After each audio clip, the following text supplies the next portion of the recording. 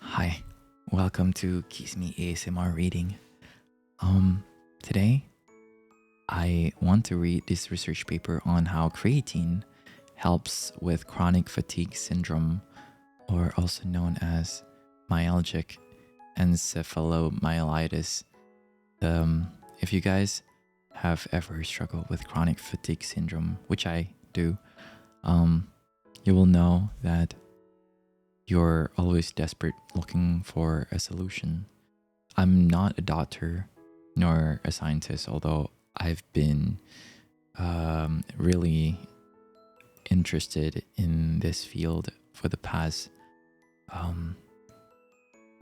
a decade and a half now. And I've been struggling with chronic fatigue syndrome my whole life. Of course, chronic fatigue syndrome, being a syndrome, is not like a specific diagnosis of a condition, but rather a cluster of things that could be classified under this umbrella term. And today, we're looking at this research paper that talks about how creatine, a common bodybuilding supplement or sports supplement, is shown to help with chronic fatigue syndrome.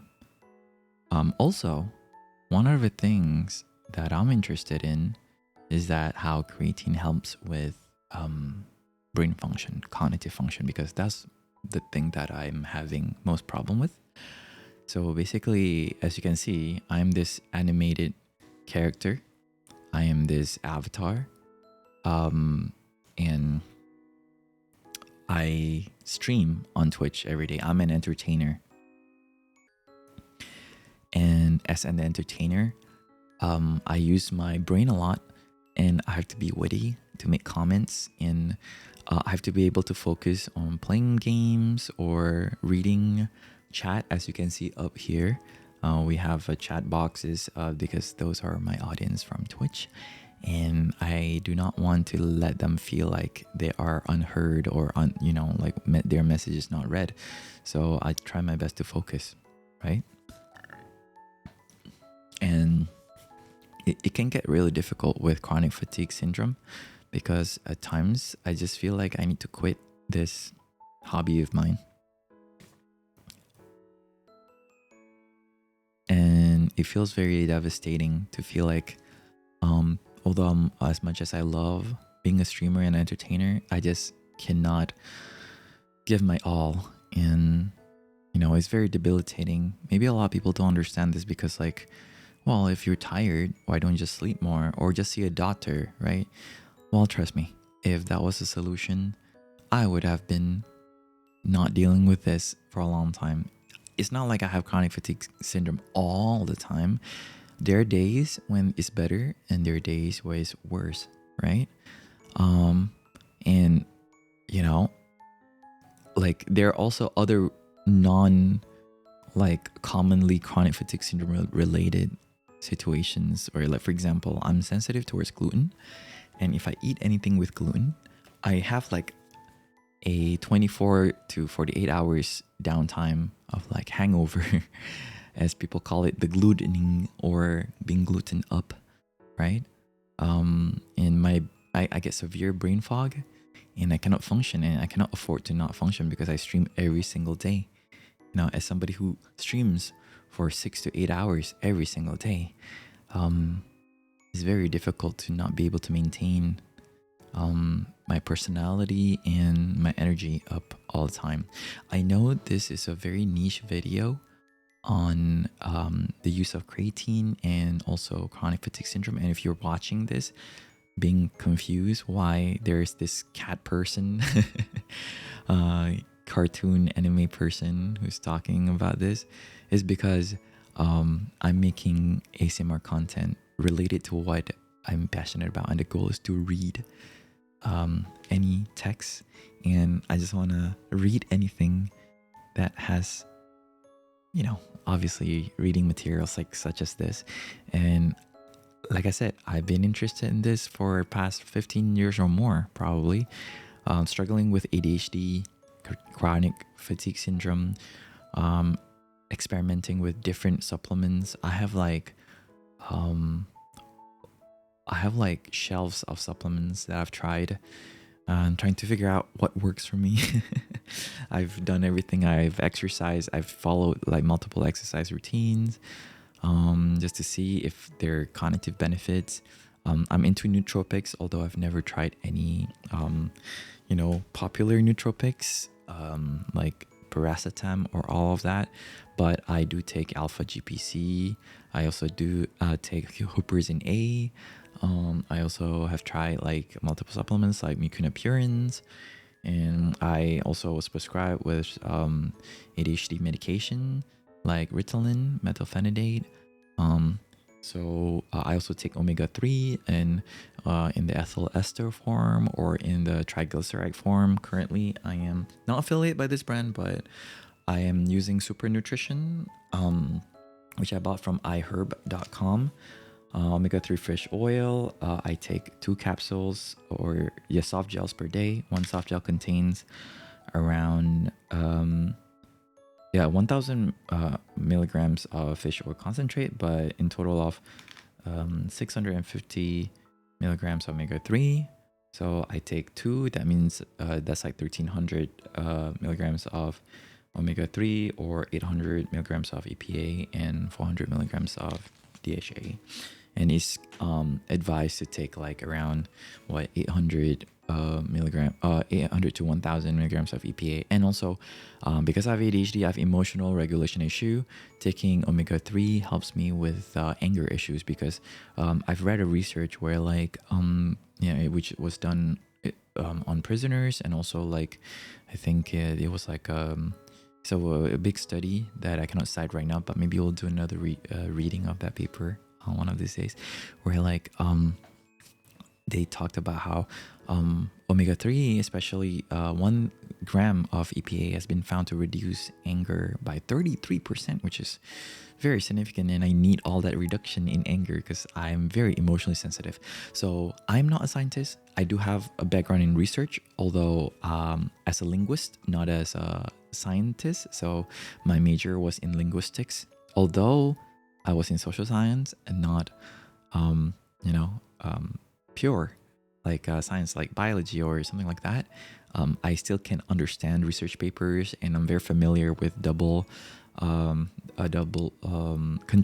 control, like double placebo studies. And if I misspoke, but I'm trying to remember, like basically a double control placebo studies. And stuff like that. So I know that there's also epidemiological studies, which are, something that you cannot create correlation between, because it doesn't, you cannot create causational relationship between factor A and factor B, or factor A and result A. So I understand that the researchers also have biases, and the better studies to look at are meta-analyses, because in like the, published in Cochrane or all these other reputable publications. So I know that much, although I'm not a scientist like by profession. I'm just a anime boy on the internet who loves learning about himself and his own body. And like right now, I've been taking creatine again, because I've been struggling with energy levels.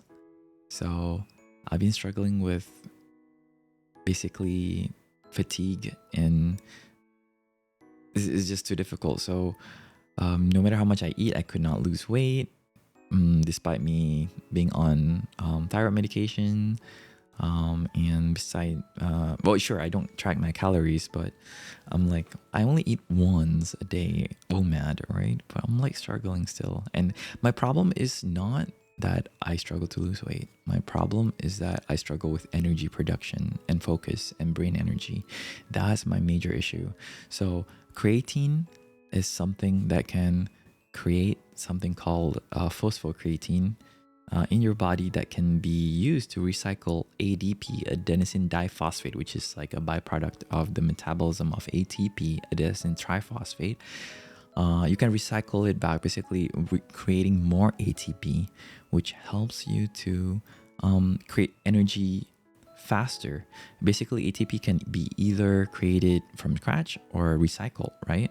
And by providing your mitochondria with as much phosphate as possible through creatine phosphate, basically, helps you to generate faster energy, whether explosive energy in working out by your muscles or neural energy, like your neurons themselves, right? Yeah. So today we're gonna look at this. Sorry, I blabber so much. I am a yapper. That's what I'm known for. This video is not for educational purposes. It's to help you sleep. This video is to help you sleep. And as much as I want to use this as like, teehee, I am a nerd, role play. No, I'm not role playing. I'm actually a nerd. I'm a nerd who loves science, and I'm reading this because I need material to read to help people like fall asleep. So consider this as a video that helps you fall asleep first, and you're able to learn about science second or third. But yes. 11 minutes of me just wasting your time, basically. Okay, going back to the article, 6-week supplementation with creatine in myalgic encephalomyelitis / chronic fatigue syndrome, or CFS, or ME/SCFS for short, a magnetic resonance spectroscopy feasibility study at 3 Tesla. I don't know what 3 Tesla here means, but it's basically the duration of the study is 6 weeks of supplementation with creatine. And if I'm not mistaken, the dose is 16 grams per day. Written by, or the studies conducted by Beda R. Godlewska and et al. In the Department of Radiology, University of North Carolina School of Medicine. All right. And also, well, I guess this is a collaboration. Department of Psychiatry, University of Oxford, Oxford Health NHS Foundation Trust. Okay, anyway, let's look at the abstract, all right? So this is for people who don't want to read the whole study, you can just read the abstract, which will help you to understand or get a gist of the entire article. But also, if you just want to like skim through. So this is why it's called the abstract, because it's the abstract of the whole study. You don't get the detailed information, just an abstract idea. And yeah, sometimes I read the whole study, but sometimes I just read the abstracts because it's like I just go for like the information that I need. Okay. Let's see. Background. Myalgic encephalo. I just call it chronic fatigue. So sometimes, reading the terminologies is very, very hard. Myalgic. Yeah, now you know how this is evidence I'm not a scientist. I'm just a lay person who has interest in scientific articles.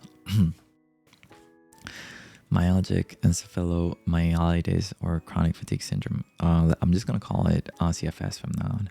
It's a chronic medical condition with no specific pharmacological treatment.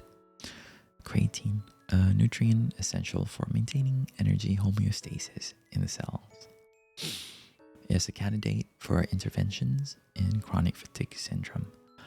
The methods: 14 participants with chronic fatigue syndrome, CFS, receive supplementation with 16 grams of creatine monohydrate for 6 weeks. So this is not some special creatine formulation. It's just plain old creatine, okay? This is something that you can find in any sports supplement store. Before starting creatine and on the last day of treatment, participants underwent brain magnetic resonance spectroscopy, or MRS, scanning on the pregenual. Okay, I don't know what this is. This is a part of the brain.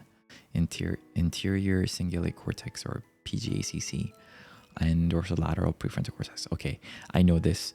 So the prefrontal cortex is basically where our reasoning is, right? Like this is where we make decisions, or we hold ourselves back from saying something, or we try to organize ourselves. The reason why I know this part of the brain is because I have ADHD and I struggle with organization. You know, there's this problem with people with ADHD. It's not that we do not have a functioning prefrontal cortex, it's that the communication between our prefrontal cortex and the rest of the brain is just suboptimal, because you need like dopamine to properly communicate with the rest of the brain. But how can you do that? Because our transmission for dopamine is not good enough, you know? Anyway, so they went under magnetic resonance, so MRI or MRS, scanning on the anterior cingulate cortex and the prefrontal cortex, followed by symptom, cognition, and hand grip strength assessment. Okay, I'm guessing the hand grip strength assessment is because, you know, since you're taking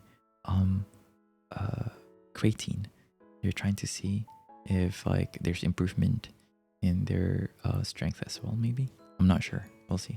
Results: 11 participants completed the study. Okay, so the sample size is pretty small, 11. Okay.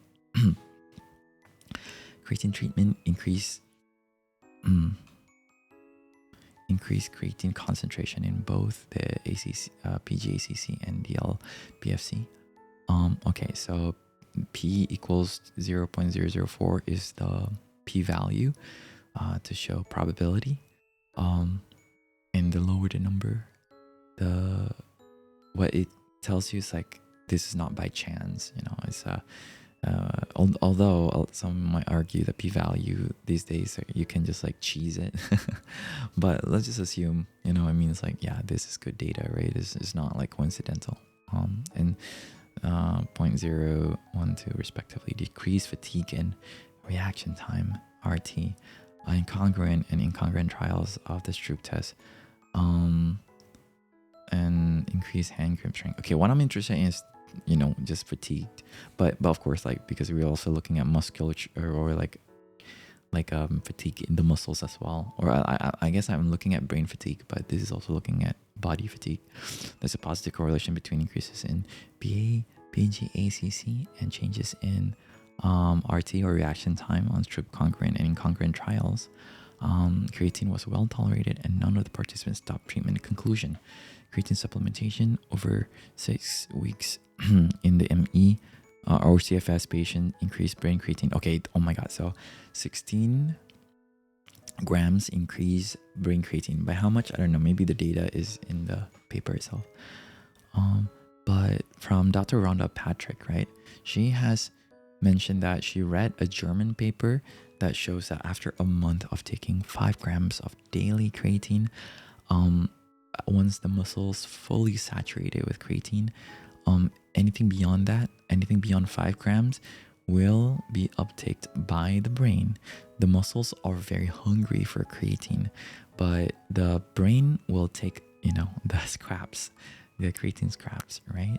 And here they're using 16 grams, so that's like beyond the 5 grams, I guess, like sweet spot of like for muscle creatine, right? So this like the surplus of 11 grams of creatine, although this is 6 weeks, which is like, you know, obviously more than the 4 weeks.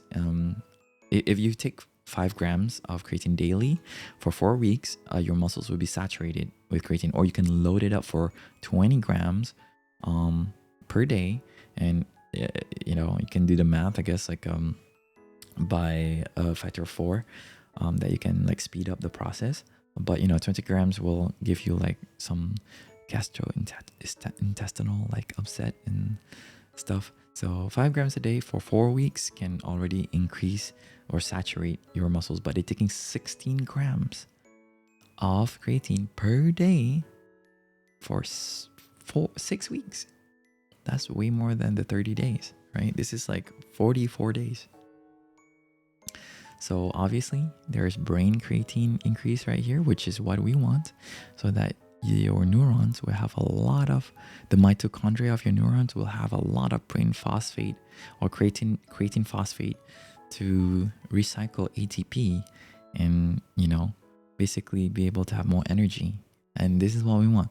Because like for me, sure, bodily fatigue is bad, but you know, like when I'm on my bed and my brain is just tired, it's just so annoying because I cannot even enjoy watching videos or reading. And reading is my favorite pastime, of course. So like if I can even read and process words, you know, this is very annoying. Yeah. And improve fatigue and some aspects of cognition. Oh, okay. So it improves cognition as well. And despite its methodological limitations, the study encourages placebo-controlled investigations of creatine treatments in CFS. Yeah. I hope they do more research on this. Yeah.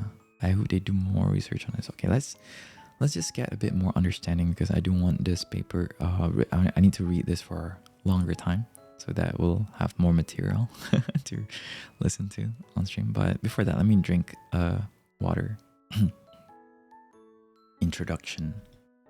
Myalgic. Okay, let's just say chronic fatigue syndrome is a chronic medical condition characterized by fatigue unrelated to exertion and not relieved by rest. Post-exertional malaise, PM. Yes, remember this term if you have chronic fatigue syndrome. So when after you exert, you know, you put effort, whether it's exercise or just walking, whatever. It's like even something as simple as talking, right? You will have this feeling of malaise after it. So PM is something you want to reduce, right? Because PM is a sign that you do not recuperate after an activity. And cognitive dysfunction often experienced as brain fog. Oh yes, this is what I have. I experience this daily. You have no idea how annoying this is to me. Oh, I just can't deal with this. I want to use creatine to help with my brain fog. Also, let me just put on my glasses. CFS with a prevalence of around 1% worldwide. Okay, so not a lot of people, but still a lot of people there. 1% of 8 billion people. Exact estimates depending on participants' characteristics, such as gender and age, case definitions, and diagnostic methods, is a relatively common disorder, approximately equivalent to major health disorders such as schizophrenia and heart failure, with a higher prevalence than dementia, epilepsy, or rheumatoid arthritis. And it is 1.5 to 2 times more prevalent among women than men. Apart from its commonality, CFS is associated with a high level of personal and societal burden. Despite the above, there's no specific licensed pharmacological treatments, and research in this area is still scarce. That is why I'm clinging to all these solutions, like creatine, you know, ubiquinol, CoQ10, right? And all these other stuff, because like, yeah, it's not like you can go to a doctor but like hey, here, take this pill. No, because there's no such thing for chronic fatigue syndrome. Creatine, as a nutrient essential for maintaining energy homeostasis in the cells across the body, including the brain, is a promising candidate for interventions. The primary role of creatine is as an acceptor of high energy phosphate in a reaction catalyzed by creatine kinase that creates phosphocreatine. Okay, so creatine kinase creates phosphocreatine.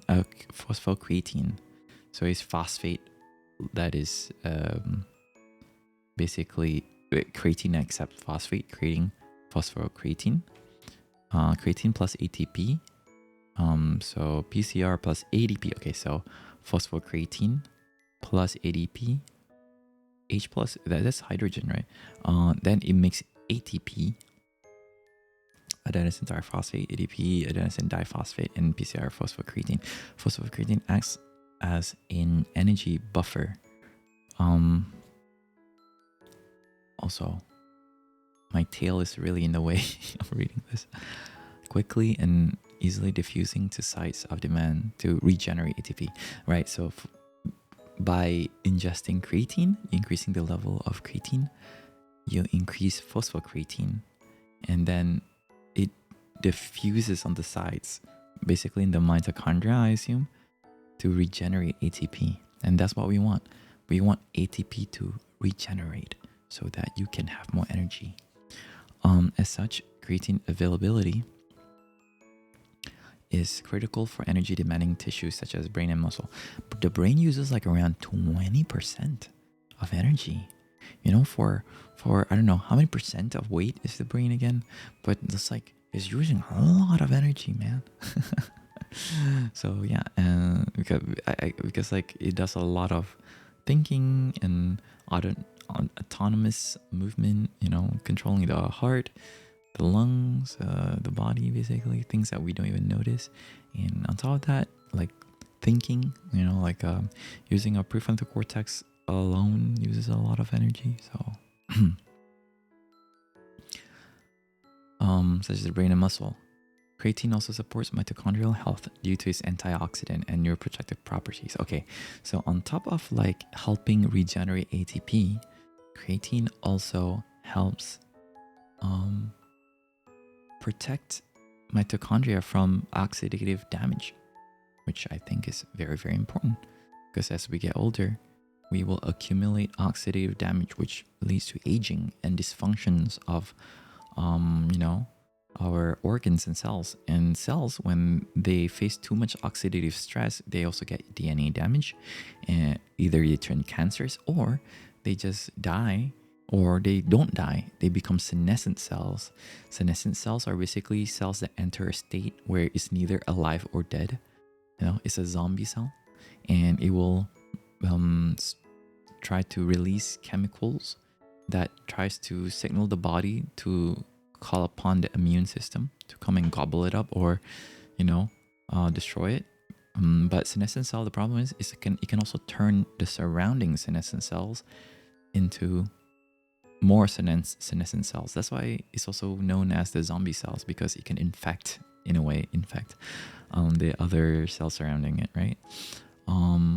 But yeah, like there are senolytics or medications that can remove senescent cells, but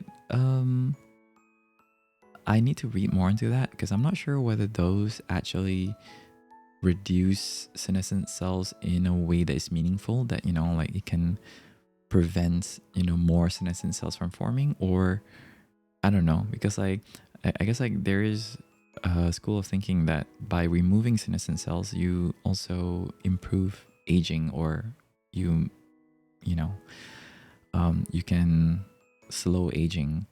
But I'm not sure. I need to look into that, because I am interested in anti-aging stuff as well.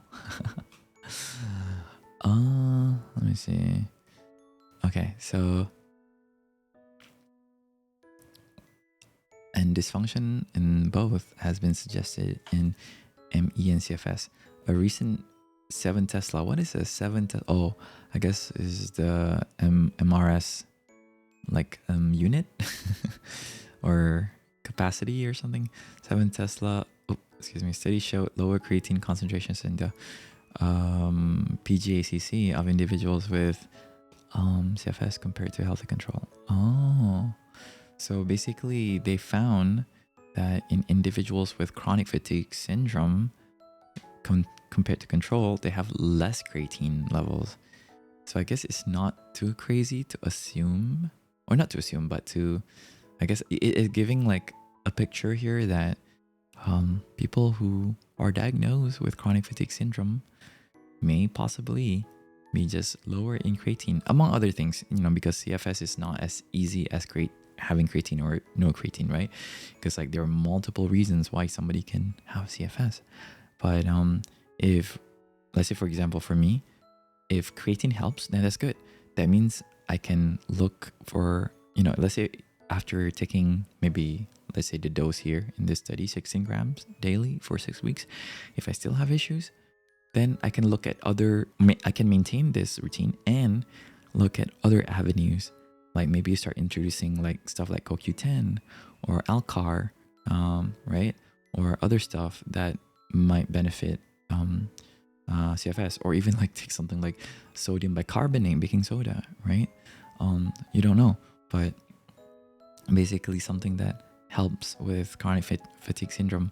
So now we're talking about creatine, because like just remember that most diseases are multifaceted. We don't know the one thing that causes it, because causational relationship, even let's say a study can show causational relationship. Let's say drink water and you get hydrated. That's a causational relationship. But, you know, it doesn't represent the entire population on Earth, because there are 8 billion people with varied genetics, you know, varied like reaction to things. For some people, maybe creatine helps. For some people, you know, even with creatine, they still have fatigue, right? You don't know. So in this case, if say you take creatine to help with chronic fatigue syndrome and it works, that means you just happen to fall under this category. But if it doesn't, do not feel discouraged, because I'm sure there are other things out there that will be able to help you. So, you know, hold on to that hope, because science, I believe in science, and science have shown us that, you know, there's so many things that are available, that are affordable and available to us that can help us, right? And I know that eventually, you know, life is about trial and error. Eventually you will find that one cocktail and formula or routine that will help you, you know, from feeling terrible, right? So yeah. Okay. To the best of our knowledge, there is no published studies on how creatine supplementation affects creatine levels in the brain in CFS. One potential relevance to CFS may be a small trial in a long COVID. Okay, I've read about this post-viral infection. I forgot what the name is, but it's like, oh yeah, it's literally there. See, ADHD guys, post-viral syndrome. So is basically you feel like very, very severely tired after like recovering from a viral infection. Psychiatrists are characterized by persistent fatigue and brain fog, which showed a significant reduction in fatigue and an increase in creatine levels in the frontal and parietal white matter after 3 months. Oh, okay. So 5.1. I don't know, I guess the unit of the level of creatine, maybe nanograms or whatever per deciliter or whatever, versus negative 1.7%. So 1.7% that's the placebo. So it shows that, you know, with placebo cannot increase creatine can. So on the 5.1 here is creatine, and negative 1.7 is placebo after 3 months, right? So, and 30% versus negative 2% on the and after 6 months respectively. No further change on creatine. The placebo, negative 1.4% versus 2% on the placebo of supplementation with 4 grams of creatine monohydrate per day. Okay, so on a okay, this is interesting because like there seems to be a decrease of creatine in the brain despite creatine supplementation versus placebo, which is interesting. Okay, so the first two are very stark, and oh, I guess maybe this is no further change beyond the 30% and 5.1%, right? Okay, 5.1% is 3 months, 30.2% is 6 months. So after that, no further change. Okay. So I guess it peaks at that. This study was designed to assess the feasibility of a 6-week intervention of 16 grams of daily creatine monohydrate supplementation in the people with ME or CFS.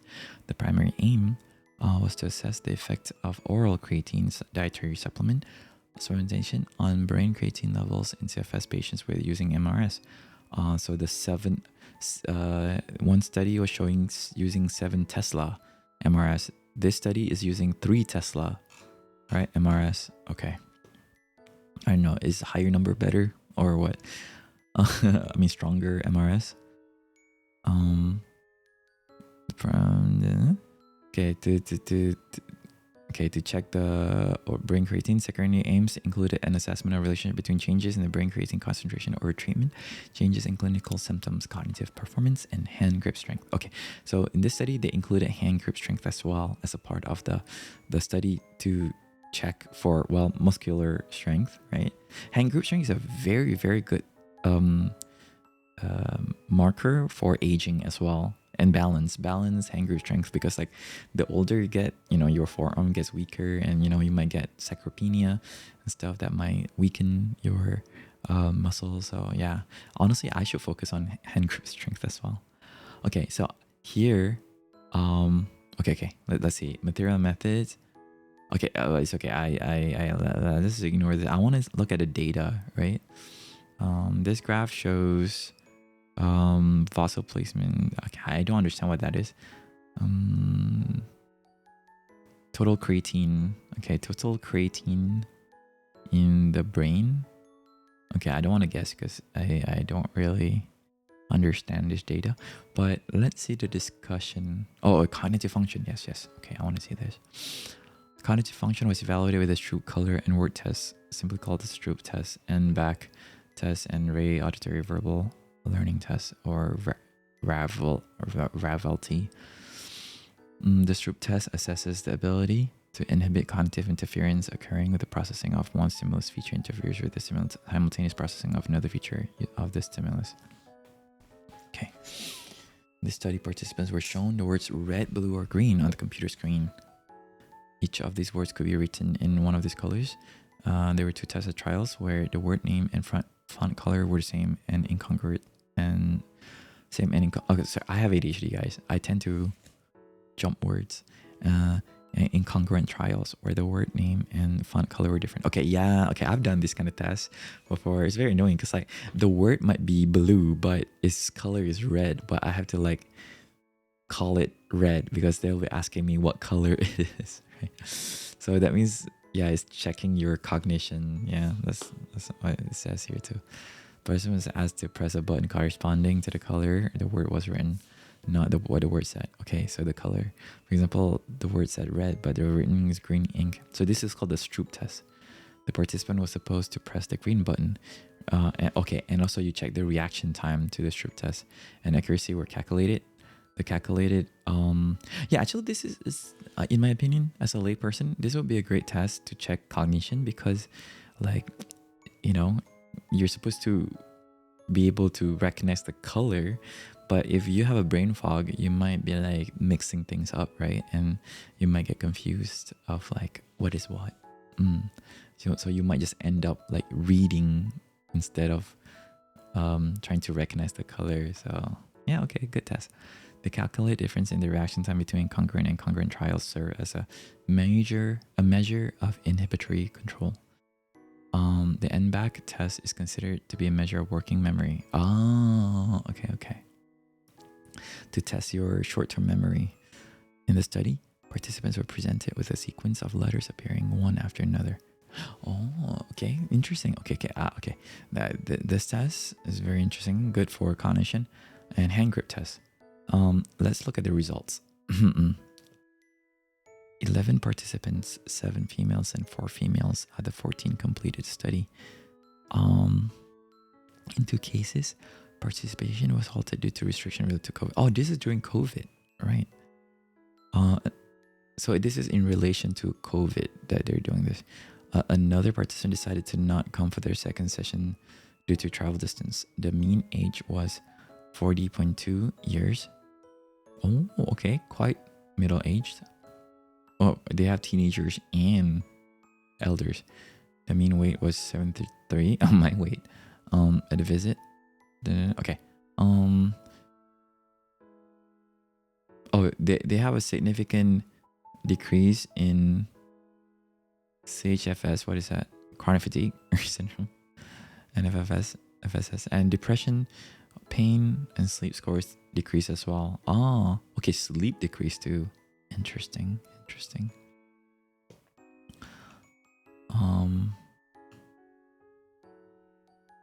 Okay, let's see this.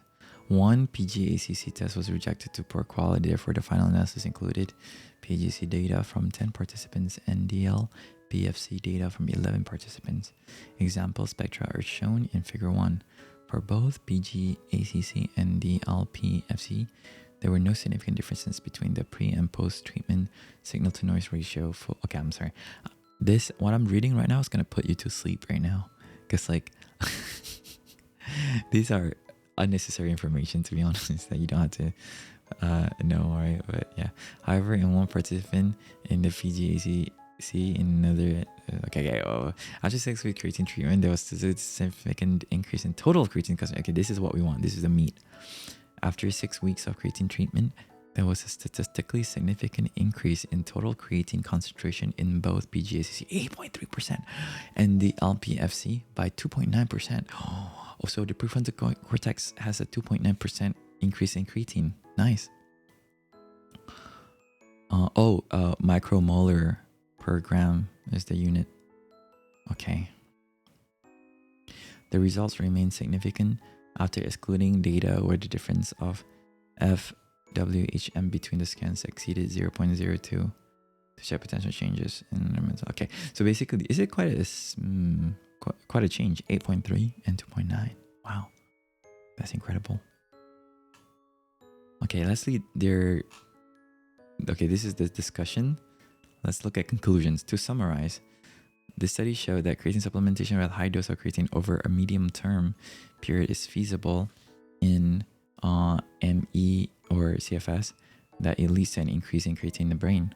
Additionally, while it is suggested that creatine may have some effect on fatigue and cognition, these results need to be viewed with caution in light in the study limitation. All right, do more studies. Do more studies, guys. Please, please. I need to know. If this was done during the viral pandemic, I hope they do more of this. This was published in 2024. What the? So the study was conducted like years before, maybe. Oh, I want to know more. Yeah. Well, I'm taking creatine anyway. There, like this study aside, I do think that there are many reasons to take creatine anyway. For like muscular health, and yeah, just it's good for hydration as well, because it brings water into the muscles and stuff. So yeah, so why not?